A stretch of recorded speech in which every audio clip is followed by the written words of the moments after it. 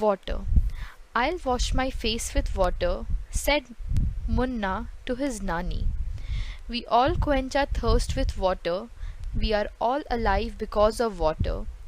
Water has been with us for ages. Its story can fill so many pages." So basically, this was the first stanza, and in this, Munna is telling to his Nani that he will wash his face with water.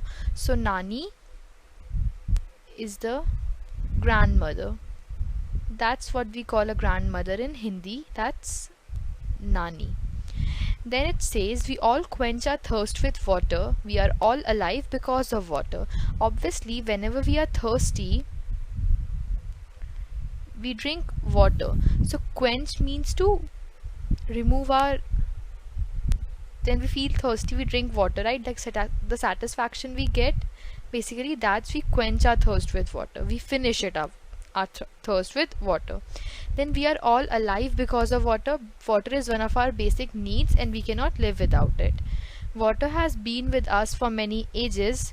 Its story can fill so many pages.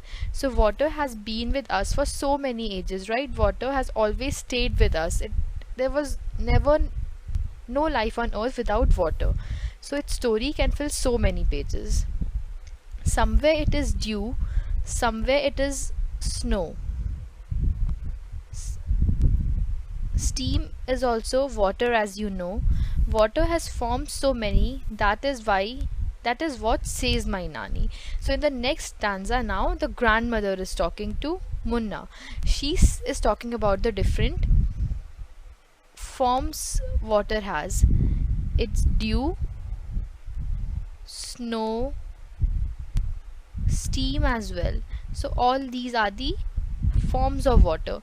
So she said that somewhere it is in the dew form, somewhere it is snow. Steam is also a form of water, and water has forms so many, that is what says my Nani. So let's see the poem ahead now. The river flow, the waterfalls sing, and water swells in lakes and springs. Life on earth it has brought, watered fields and life they got. But when the water breaks in floods, great misfortune is it always works. So this poem is written by Shri Prasad and it's translated in the from the Hindi version. So basically, originally this poem was in Hindi and now it has been translated into English and it was written by Shri Prasad. So let us read the last stanza of the poem. The river flow, the waterfalls sing, and water swells in lakes and springs. So it is saying that the river flows whereas the waterfalls sing. So basically this is personification. You don't need to read much about it, but you will read about this once you grow older in higher classes.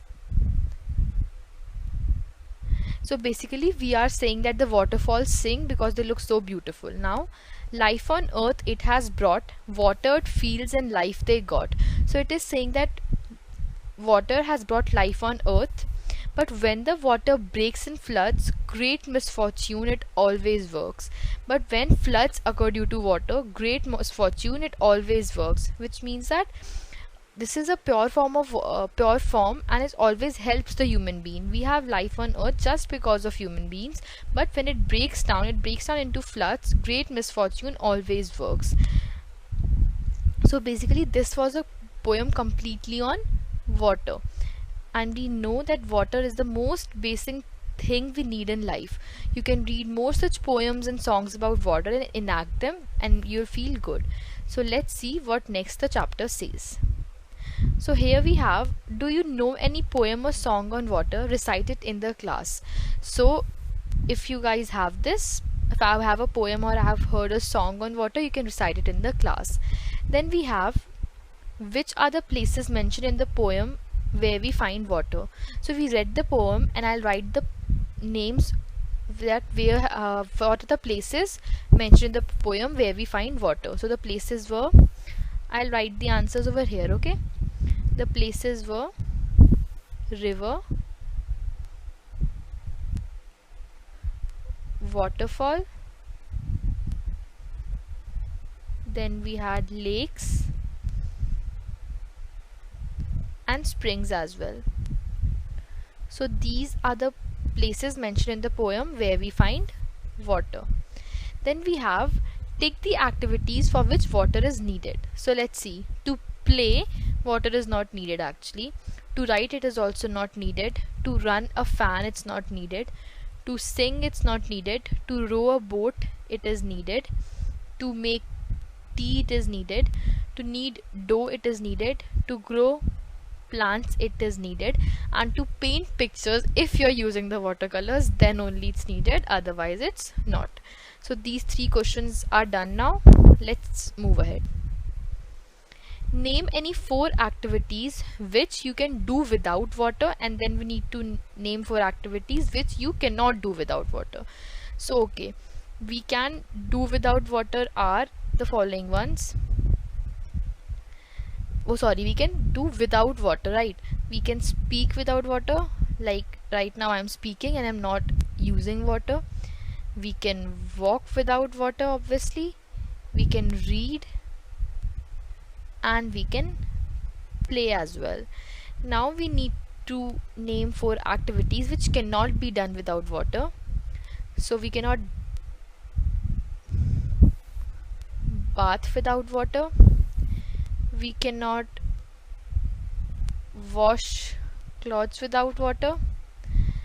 Then we cannot eat food or digest it without water. It will be tough. And what else? Okay, let's write we cannot live without water, and this will genuinely tell us all the importance of water in our life. Then we have, wait, I'll remove these extra marks over here. So then we have water, more or less. Arrange the following on the basis of the amount of water that is needed for each of the activities. Begin with the activity that needs the most of the water. So these are the activities given: to bath, to drink, to clean the house, to water the fields, to knead the dough. Now what we need to do is we need to mark them accordingly and arrange them on the basis of the amount of what water is needed for each of the activities, and we need to begin with the activity that needs the most of the water. So I'll write the correct order of the activities. So the first is to water the fields. Obviously, to water the fields, we need the maximum amount of water. Then to clean the house is the second activity. Then to bath. Then to knead the dough, and lastly to drink, because at a particular time, not at one single time we drink so much of water, we drink it throughout the day. So the correct order is 1. Obviously 1 is to water the fields, second is to drink, third is to bath, fourth is to knead the dough, and fifth is to clean the house. So this is done. Now let's see what the next question says. So here we have water. From where does it come?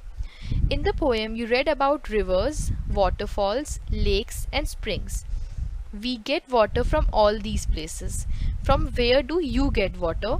Put a circle around those places that are either in your house or around it. So what we need to do is basically we need to circle the sources of water from where we get our water. So some of the sources are listed here, and we need to put a circle around those places that are either in our house or around it. So let's read. It says lake. So we don't usually have a lake around our house, not even a well. I have a tube well, waterfall, pond, hand pump also, river, stream. We have tap, tanks, and hot water springs are not usually near the houses because usually they are on open areas.